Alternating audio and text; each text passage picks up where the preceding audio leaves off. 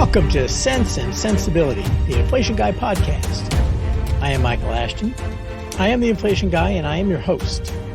And today on the podcast, I'm going to talk about Greedflation, which is a recently popular term, which means that inflation is coming from capitalists hiking prices too much. But before I get into that, a word from our sponsor. This episode of Sense and Sensibility is sponsored by Simplify ETFs. Simplify is a new ETF provider offering alternative investment strategies with full transparency, daily liquidity, and low costs. Some of their hedge fund style strategies include managed futures, commodity trend following, steepener trades, and more. So if you are an individual investor, an RIA, you will likely find a compelling alternative investment from Simplify that can help improve your portfolio. Check out their website at simplify.us. You can find their entire lineup of ETFs at simplify.us/ETFs. And as always now, we have one more preliminary, and that's the trivia question for today. It's a very short question, and it's a short answer. Characterize, or represent might be a better word, the Euclides paradox in one sentence. Or actually, Euclides was known for a bunch of paradoxes or paradoxes. I don't know. Anyway, the most well-known one of those is what I'm looking for. The Euclides paradox. Give me one sentence that best characterizes it. And now, let's go back to talking about greedflation. First of all, let me just say up front that I hate the urge that people seem to have to invent new words by contracting other words inappropriately. So the most annoying of these is calling any scandal about XYZ gate. Obviously, that all harkens back to Watergate, but the original Watergate scandal wasn't a scandal about water. It had to do with the Watergate Hotel. So gate wasn't a modifier. And it shouldn't be a modifier for travel gate or any other gate that you want to have. Similarly, in doesn't modify flation. So replacing in inflation with shrink for shrinkflation or greed for greedflation is just laziness. It's not saying what you just want to say. In the case of shrinkflation, it's laziness about saying holding prices constant and shrinking the quantity given is the same thing as charging you a higher price. Okay, it's faster to say shrinkflation, but also saying shrinkflation makes it sound like you've come up with something really clever that no one has ever noticed, when in fact, everyone knows that and the BLS already accounts for it in the CPI in terms of quality adjustment. So there's nothing at all shocking about that, but you call it shrinkflation and it sounds like you've come up with something new. So what does greedflation mean? We can sort of, decompose it here. Well, it means that the flation is being caused by greed. The higher prices are being caused by greed. Not your greed as the consumer. That greed, I guess, is good. You should want more for less. But the greed of the person selling it to you, who should want to give you more for less. Okay, see, so their greed is bad. Your greed is good. Now, really, the notion of greed in a capitalist society only makes sense if you think of it, the person on the other side being a spoiled rich brat or a faceless corporation, who's on the other side of your transaction. If it's the neighbor kid who wants to raise the price he charges you to mow your lawn, it's easier to understand that his desire to get more is just the mirror image of your desire to give less. Which one of the two of you is being greedy? You're both being greedy, and that's okay. It's a capitalist society is a society where two sides come together in an antagonistic way to argue for their own points and to get the best exchange between them. That's what the exchange is all about. So there's no reason to think that it's always the seller who's the greedy one. Or is it just that anyone who has something that I want, who isn't already giving it to me, is greedy?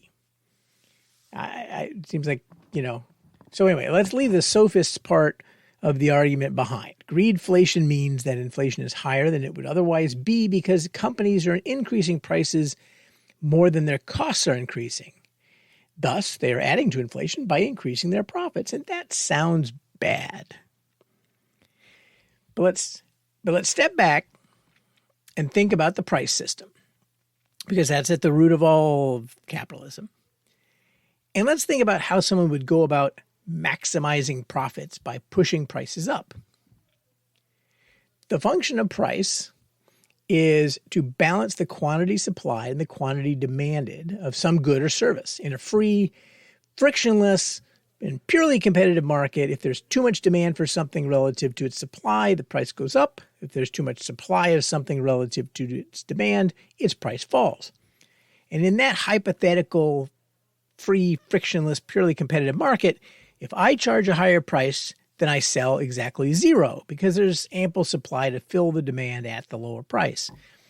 In reality, of course, there are frictions.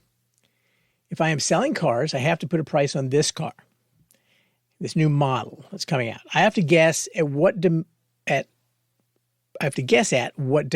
will be at that price, so that I know how many cars to produce, or maybe I know how many cars to produce and I want to put a price on it, so I make sure I sell all of those things. I'll also want to know how elastic that demand is. How much will changing the price just a little bit affect my total quantity sold, my total revenue? I have to guess at that equilibrium price. No one's telling it to me. If I'm wrong, I either have too many cars left on the lot, and so I've put too much cost in, I've produced too much, and I have leftovers, or I have a shortage and I have customers who are unsatisfied. Both of these are bad things. Customers that are unsatisfied or too many cars left on the lot. And so I have to balance, in setting price, I have to balance the chances of those two things happening. If in the purely competitive market, everyone's a price taker. You just look at what the price is and you charge the same price. The reality, the real world doesn't work that way. You have to set a price if you're selling something, and you take lots of inputs, but at the end of the day, it's got to be a guess. Actually, I guess, whenever you think about prices, you think about trading, and it's a very pure and competitive market in a lot of ways. And so it's very much like, thinking about being a bond trader. If I just bought 50 million 30-year tips from a customer, the question that I, as the trader, ask immediately, if I'm a market maker, is, what price do I need to sell those bad boys at to get them off my balance sheet? If I guess too low, then I sold the bonds, but I left some profit on the table, and maybe I end up short if somebody says, well, I'd like 100 million instead of 50 million.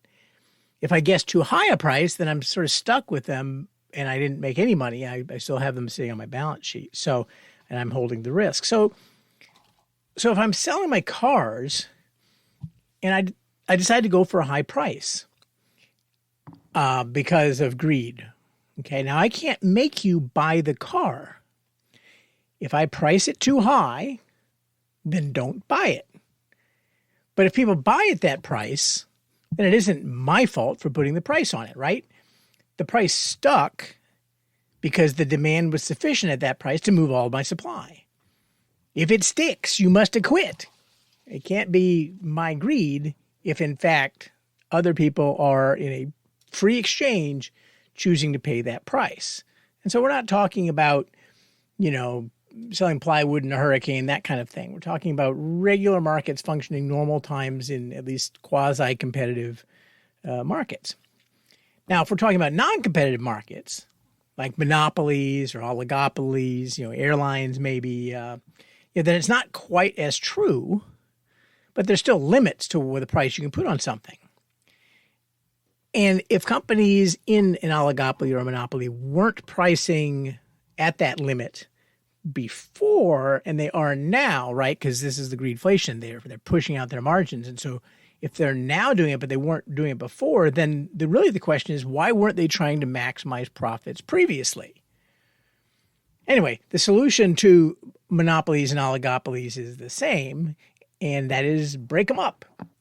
If the problem is that companies have too much market power and are pushing prices higher because of that market power, then break them up. We've got the Sherman Antitrust Act and a whole host of other antitrust mechanisms that can allow us to do that to companies who are big from something other than superior skill, foresight, and industry. I recommend, by the way, if you want to think about the whole notion of being big and how breaking up bigness leads to gains, there's an old book called The Bigness Complex that was written partly by an old professor of mine, Walter Adams, and it's an outstanding book, and it's in the show notes. By the way, if monopolies are bad, why are monopsonies, okay, so concentrated buyers or one big buyer, like the Medicare system, why are they good? I mean, if greed on the side of the consumer is okay, but not greed the other way, that sounds a little bit like moral relativism to me. But I digress. So anyway, that's what's happening when prices are being set. But the greedflation camp gets help from this fact. Margins have been expanding as inflation has risen. Isn't that prima facie evidence? Prima facie evidence, prima facie. Anyway, isn't that good evidence proving that higher margins are contributing to inflation? In a word, no, because everything doesn't happen everywhere all at once, no matter what Daniel Scheinart says. If you don't get the reference, check the show notes. I am setting prices today for the goods I'm putting on the shelves, not on the basis of the price that I paid for those goods, but on the price that I have to pay now to replace them on the shelves when someone buys them. Okay, so if I bought something in 1979, if I bought a gallon of gasoline, 1979 for 40 cents, I'm making that up, it's probably more like 60 cents, 1979, and I still have that gallon of gasoline and I have to go sell it now, where do I price it? Do I price it 65 cents? Of course not. I'll price it something close to $3 or $4, whatever the kind of the going rate is. Okay, and that's the price at which I would have to replace that gallon of gasoline in my inventory, not the inventory cost. And that's really important because that's the economic reality of what happens. The accounting reality is that when I sell that item, my profit is the realized price minus the cost of my inventory, the cost that I did historically buy that item at. And I bought that inventory at an earlier time. And so in inflationary times, margins tend to rise, especially for goods producing firms and firms that tend to carry a lot of inventory because of that timing mismatch between when they buy something for sale and when it actually sells. Because prices in an environment where prices are continuously rising, and you're always having to buy the inventory before you sell it, you're always going to systematically be owning inventory that has a higher market value or higher replacement value than the price that you originally bought it at. Now, if you use LIFO accounting, last in, first out, it changes this to some extent if you don't have full turnover. But only about 15 or 20% of companies in the U.S. use LIFO, partly because it tends to lower reported profits, which tends to lower stock prices. So you can choose. You can follow FIFO, first in, first out, and you can get accused of greedflation, or you can follow LIFO and listen to your shareholders bitch at you. So obviously 80% of companies out there have chosen FIFO because they'd rather have their stock price go up, and if someone says they're greedy, well, so be it. I'm digressing again. Okay. So anyway, the important thing to remember is that most of the things which influence price are out of the control of the firm that's setting the prices. The amount of money airdropped into your customers' wallets affects the price that you can charge. Indeed, it affects the price you have to charge if you don't want empty shelves, as we saw at the early stage of or the middle stages, I guess, of the COVID shutdown. But you don't control that amount of money that was airdropped. When the guy down the street, and by the way, that's an important point. I'm setting the price so that I don't always have empty shelves, right? The setting the price is regulating that supply and demand. And so when all of a sudden something serious changes on one side of that equation, then I've got to change the price. And it's not greed that's making me do that. What the guy down the street or around the corner or on Amazon is charging for exactly the same thing, it also affects what I can charge, but I don't have any control over what that person is charging. Sure. Your gizmo that you're selling is better than all of the other gizmos competing with you, and it should, of course, earn a premium because your gizmo is so much better. But still, you have to take the general price of a gizmo as an input when setting the price of your gizmo. Except in really concentrated industries, price is largely exogenous. You have some idea of the inputs. The inputs are being caused by other things that go into your price, and you have some wiggle room about how you interpret that, and you have some additional wiggle room about whether or not you think you can squeeze out a little bit more profit or not. But if you're wrong, the market is very good, and I don't mean the stock market, the market for the good is very good at punishing you and making sure that if you set the price too high, you have too much inventory left over. If you set it too low, you run out of inventory. Two more quick points. First, everything that I've been talking about so far is micro. It's microeconomics. It's an individual product market, an individual service market. And figuring out the macro question of inflation is not generally best done by looking at micro interactions and summing them up. It doesn't tend to work very well that way.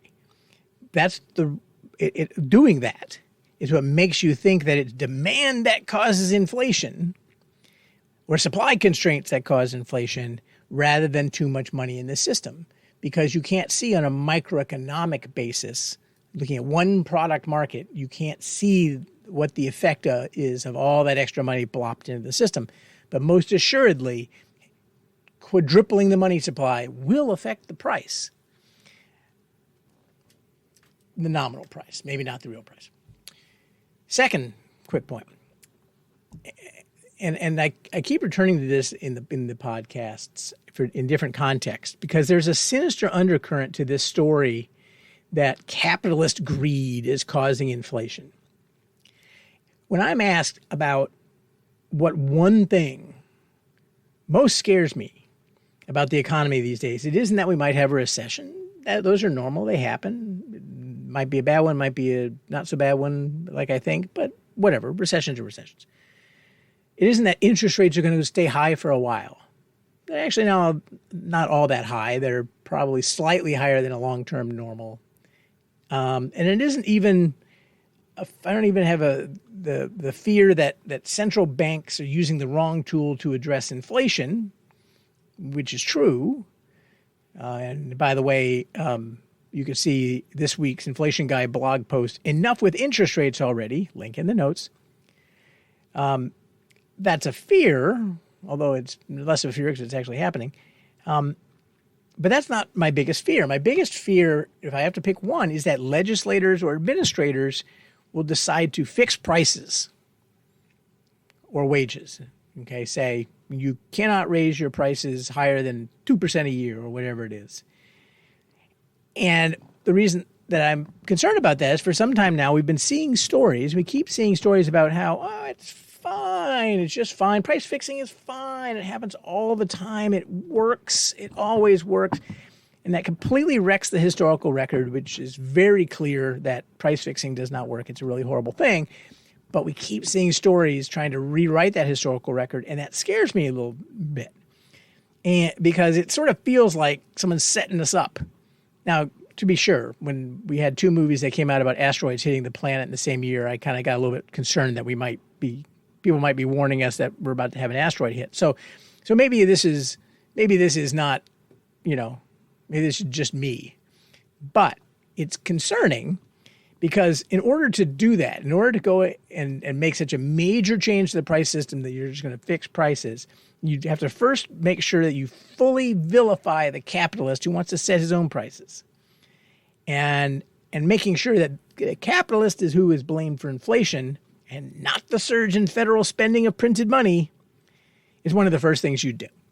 And so when I see something like this and all the talk about greedflation, then I worry if that could be part of the same campaign. Again, maybe I'm attributing too much to the Illuminati or whatever, but it does make me concerned. Anyway, that's all for today, except for the answer to the trivia question. And the trivia question was to characterize or represent the Eubulides paradox in one sentence. Well, fortunately, it's not always called the Eubulides paradox because I have trouble pronouncing it. It's often called the liar's paradox or the Epimenides paradox, which for some reason is easier to pronounce. And it's represented by the statement, "This sentence is false," which obviously can't be true because then it would be false. It can't be false because then it would be true. And so that is the classic paradox. And actually, Eubulides actually is famous for many other paradoxes. And my favorite is the heap paradox. The heap paradox says 1 grain of sand isn't a heap. If you add another grain of sand to it, that obviously still is not a heap. You can add another grain of sand, and pretty soon you have a collection of individual grains of sand that's not really a heap. But obviously at some point it gets to be a heap of sand. So that's interesting. Or the horns paradox, which is it's these 3 statements are the horns paradox. What you have not lost, you have. You have not lost horns, therefore you have horns. So anyway, always try to add value in this podcast any way that I can. Make sure you check the show notes. That's all for today's podcast. Please like, subscribe, refer others. Contact me, inflationguy@enduringinvestments.com. You can subscribe for free to the blog at inflationguy.blog. If you want to subscribe to our quarterly or my private Twitter, use checkout code PODCASH at the inflationguy.blog shop, and you'll get $20 off a subscription. Follow me on Twitter at inflation_guy. Visit Enduring Investments if you have an inflation challenge, and defend your money. And if inflation is coming for you, remember, you know a guy.